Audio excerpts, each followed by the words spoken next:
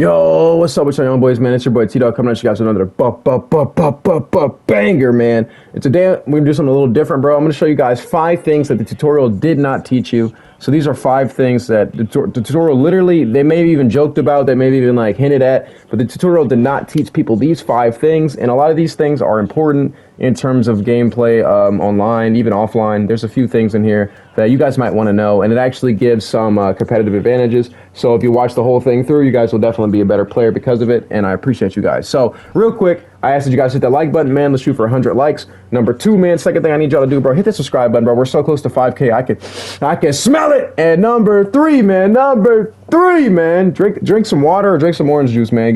We got to get healthy, man. You know what I'm saying? Health is wealth, man, 2022, my boy. So hopefully you guys are doing good. Love y'all young boys. Let's get into the video.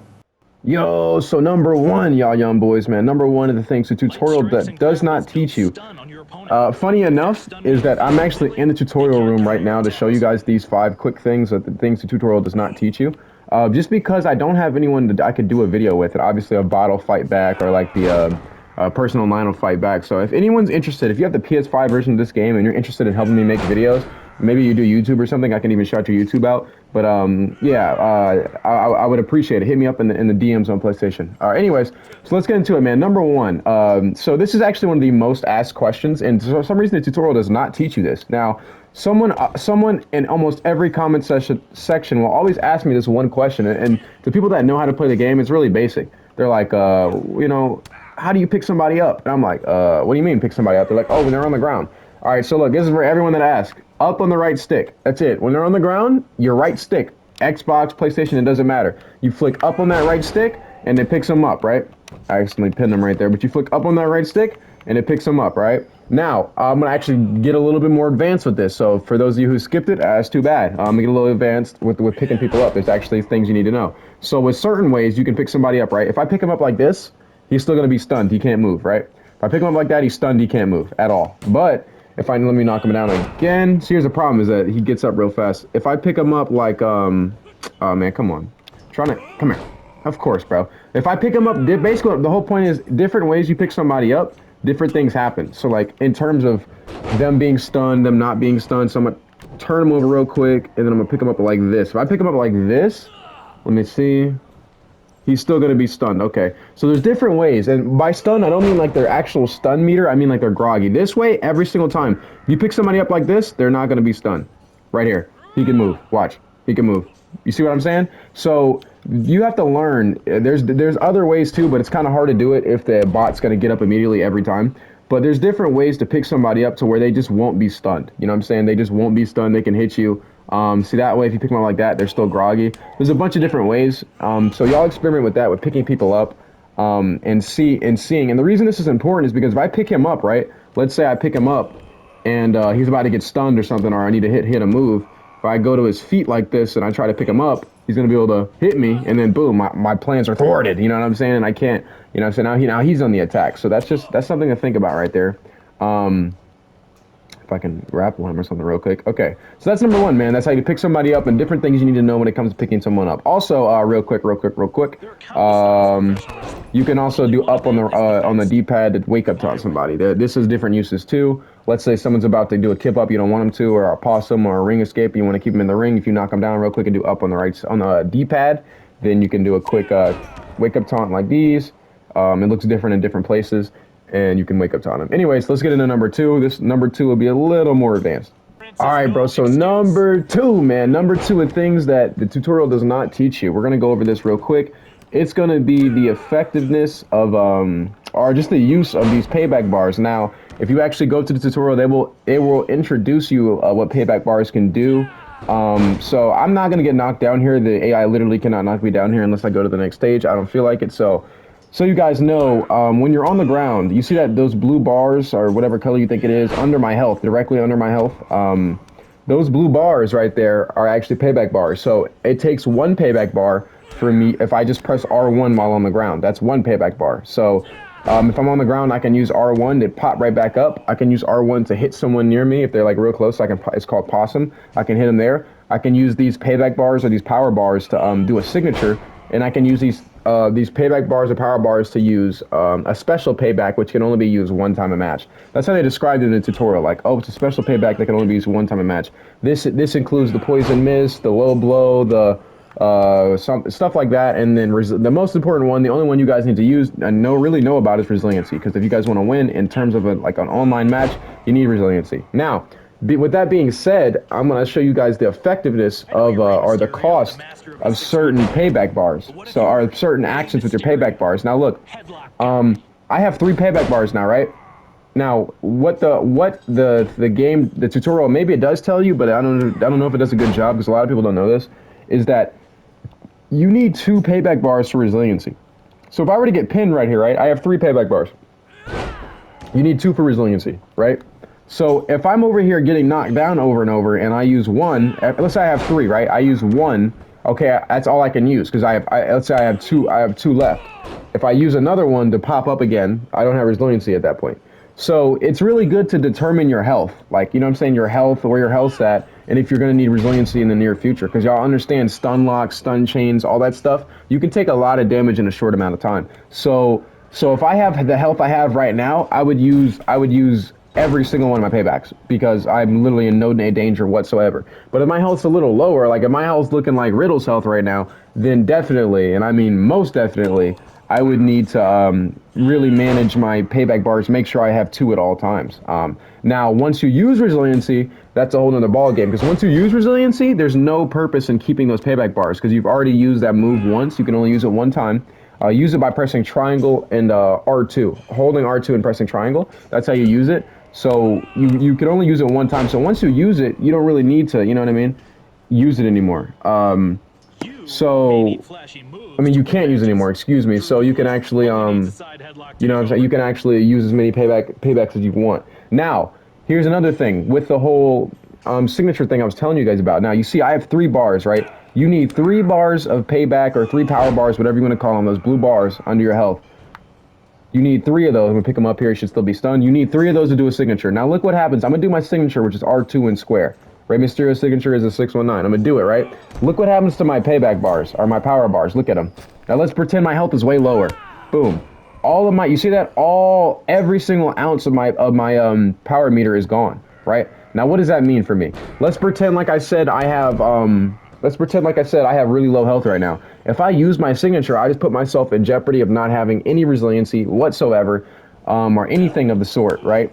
And if I get hit with a finisher, I'm done. So I've noticed in a lot of high-level matches, once you use that signature and you haven't used resiliency yet, or obviously it doesn't matter if you've already used resiliency, you can't use it again, so do whatever. But once you use that signature, bro, it's probably going to be wraps. So don't use your signature if it's a really close match and your health's super low, unless you're confident that signature you're going to use is going to contribute to an immediate pin. Because if they get you back with the finisher, you're not going to have resiliency. You see what I'm saying? So that's the second tip right there, is be mindful of these power bars and what they're good for, what they're used for. That's number 2. Let's get directly into number 3, man. Okay, so number 3, man, this is one a lot of people have also asked me, and I didn't know the answer up until this point, really, because I didn't think about it too much. I mean, I didn't think this would be able to fit in a whole video, but this is the perfect opportunity to actually, to actually discuss this. So number 3, man, the usage of taunts, right? So there's 3 types of taunts in every scenario. There's I'm gonna knock him down real quick. Of course he does that. He's gonna hit me here probably. No, sir. There's 3 types of taunts, as I was just saying. There's a wake-up taunt.